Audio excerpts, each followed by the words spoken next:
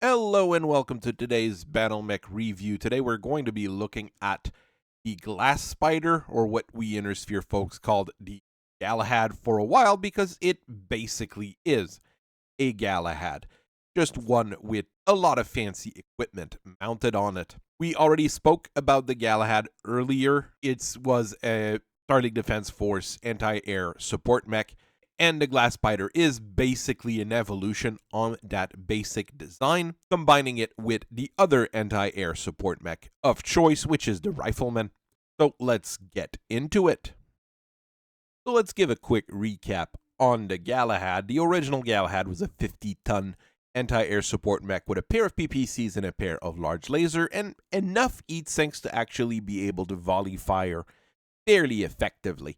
Once the Gauss Rifle came into the scene, the SLDF wanted a mech able to carry two of them to do the anti-air job, so they put them on a upscaled Galahad at 60 tons, and it became the first, I would say the first official Gausszilla, even though the Pillager was also available around the same time. The role of the mech were quite different between the Pillager and the Galahad.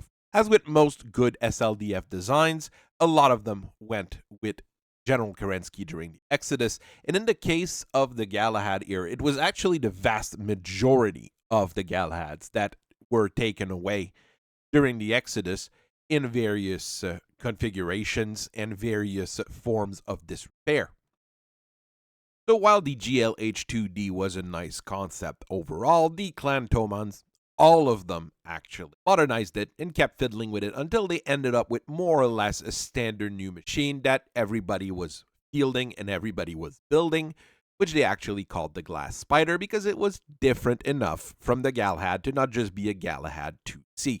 The Mark I of the Glass Spider is nothing exceptional outside of just how simple and good it really is. It's a 60-ton mech going 65 kilometers per hour, so it is faster than the traditional Galahad. It uses a 240 power plant instead of the smaller one from before. It has an endosteel skeleton and 10.5 tons of ferrofibrous alloy skin, which makes it fairly well protected. Well, more than, a Rifleman. And it's cooled down by 10 double heat sinks because it's easier to produce large amounts of double heat sinks rather than single heat sinks if you have a single production line. Of course, those heat sinks are completely superfluous because in the end, all the Glass Spider has is a pair of Gauss Rifle, which don't generate heat, 5 tons of ammo, which is a very nice amount, and the targeting computer that they stole off the regular Rifleman to make it an even better anti-air platform. Overall, fairly simple, not that expensive, especially when you have the production capability for endosteel, ferrofibrous, and double heat sink pretty much built into your entire industrial complex. No fancy engine, no fancy targeting computer. I mean, that's an old Rifleman computer that they've been using on there. The only thing that is a little bit fancy on there are actually those Clan Gauss Rifle, which are fairly superior in terms of weight efficiency compared to the Innersphere versions. By the time of the Clan invasion, the regular Galahad was pretty much extinct in the sphere.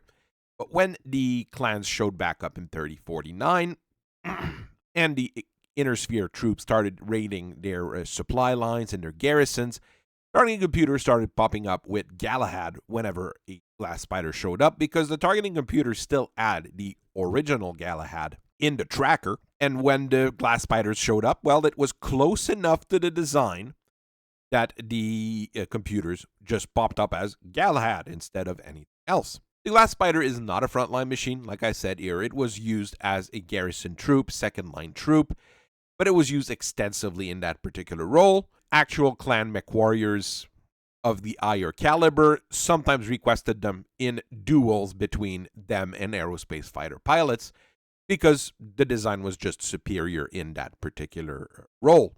It was also a design that was ubiquitous amongst all the clans, both the homeworld ones and the invader ones. So it was a thing that just about everyone knew how to use. I'm pretty sure it was used as a trainer as well for some people, just because of how common it really was. There's rumors floating around that in some support formation, glass spiders were actually responsible for up to 60% of all aerospace fighter kills, and I would believe that, even though the Rifleman 2C is a really massive monster in terms of anti-air support. The other classic anti-air support machine is the Kraken, the Bane, which is really subpar overall. So the Glass Spider is probably the most efficient one at long-range punch, while the Rifleman, once things get to close quarters, with if you got things really going in for strafing runs, and if you're better positioned, you're probably going to be superior to the Glass Spider. It's one of those situations where one and the other are pretty much just as good. It really depends on where you're at and how you're using them. There aren't too many different marks of the Glass Spider out there, but there's a few that are actually pretty interesting in different ways. The first one came out in 2952 from Clan Wolf, and everyone kind of ran with it as well once they learned about it. You put an actual targeting computer on there, not just the anti-air computer from the Rifleman, and you take out the Gauss Rifle for an all-energy suite of weapons with 2 large pulse lasers, 2 medium pulse lasers in the torsos, and 3 small pulse lasers, which is very, very efficient against aircrafts, basically replacing that Rifleman 2C, which has 4 large pulse lasers. You only have 16 double heat sinks, so you do have to be a little bit careful when you start shooting everything. It does work fairly well, however, especially if you control what you're shooting. Those 2 large pulse lasers are going to be kept cool if you just shoot that as an example, and you're going to be deadly accurate with them, especially against aircrafts. Next up is the Mark III, which I sometimes call the rather ugly one, unfortunately. That came from Star Adder in 3065. I don't really like how it looks at all, unfortunately. It does have its points. It's actually not a bad design, but I'm a bit confused by some of the design choices on it, at least on the body kit. You've got a pair of ERPPCs, which gives you the same firepower as Gauss rifles, but without the ammo dependency. You also put 3 heavy medium lasers on there with a targeting computer, with the targeting and tracking from Rifleman. You can try to take out ASF as much as possible with it.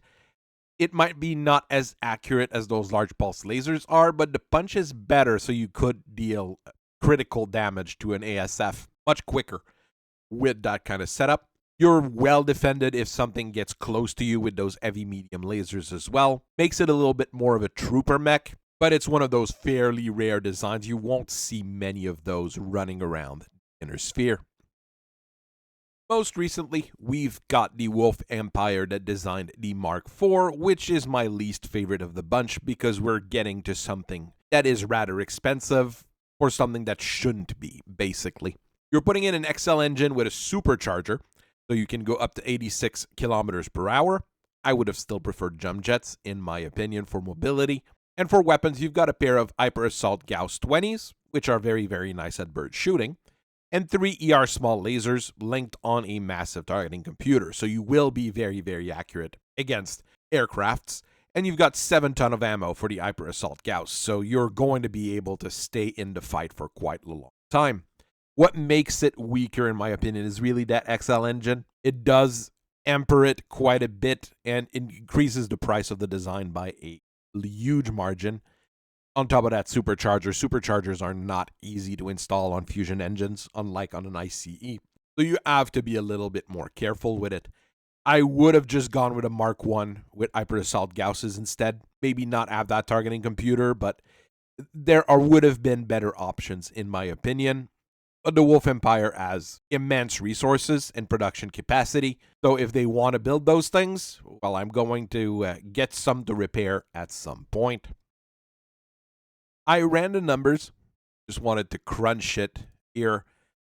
Just took a basic run-of-the-mill Galahad and put some AG-20s on. If I wanted to put a targeting computer on, I'd still have 5 tons of AG-20 shots. It's not as much as your Imperial Wolf Mark IV, but it's still decent enough for most anti-air support mission. And you still have that targeting computer, so you hit those aircrafts at -4 in terms of the accuracy spectrum, which is extremely good on a anti-air machine. On regular, against the other regular battle mech, you would probably be hitting a good chunk of times better. Of course, AG 20s, you get less direct punch than a regular Gauss rifle as well, because it's a spread shot. I think your mileage may vary on this one, but this would be a better, let's say a Mark V or something, and you don't bundle up the price up here. You're at 6 million reserve currency about on the design, no XL engine, ferro and endo steel. The endo steel is harder to get, but not terrible. So this would be a design that is easily produced by just about everyone.